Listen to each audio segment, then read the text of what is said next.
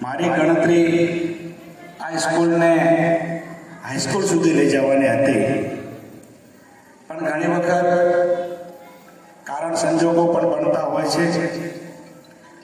મારા ઉપર પણ ઘણી બધી એવી જવાબદારીઓ છે, 2-3 ટ્રસ્ટોની પણ જવાબદારીઓ છે.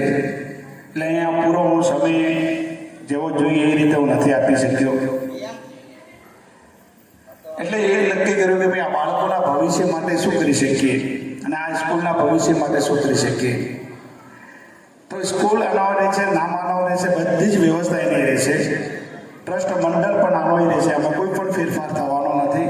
અને સંપૂર્ણ આ સંસ્થાની જવાબદારી સાથે જ મેં એક સંચાલન મંડળની એક રચના કરી છે. એ સંચાલન મંડળ હવે પછી આવનાર સત્રથી આ સંચાલન મંડળ એમની પોતાની સ્કૂલનું એક સંચાલન કરશે.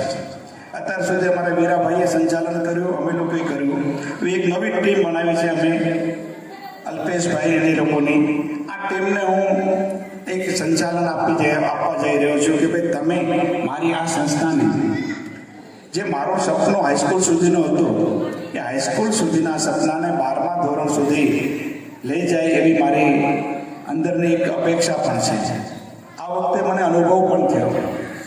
મારા 8મા ધોરણના બાળકોને 9મા ધોરણની અંદર સારી એવી સ્કૂલની અંદર એમને એડમિશન મળે એ માટે મેં બહુ જ મહેનત કરી.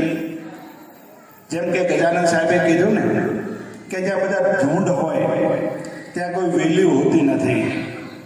જ્યાં નાનો બાગ હોય એ નાના બાગની જે મહત્વ હોય એટલા મોટા બાગનું બહુ મહત્વ હોતું નથી.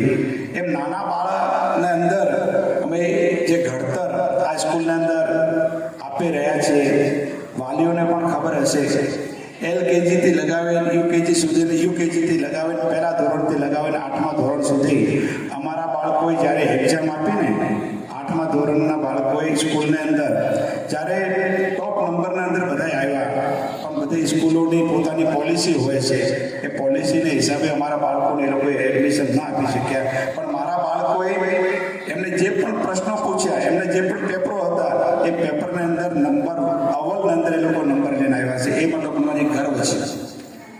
એવી આ સંસ્થા મણિભદ્ર દાદાના નામની છે. દાદાને પ્રાર્થના કરીએ દિન પ્રતિદિન પ્રગતિના પંથે આગળ વધે અને અમારી જે ઈચ્છાઓ છે એ પૂરી થાય એવી દાદાને હું પ્રાર્થના કરું છું. હવે એક નાનો થોડો જ કાર્યક્રમ છે, બહુ મોટો કાર્યક્રમ નથી. એટલે વાલીઓને પણ મારી એક વિનંતી છે કે બાળકોને એક ગિફ્ટ આપવાની છે, બધા બાળકોને LKGથી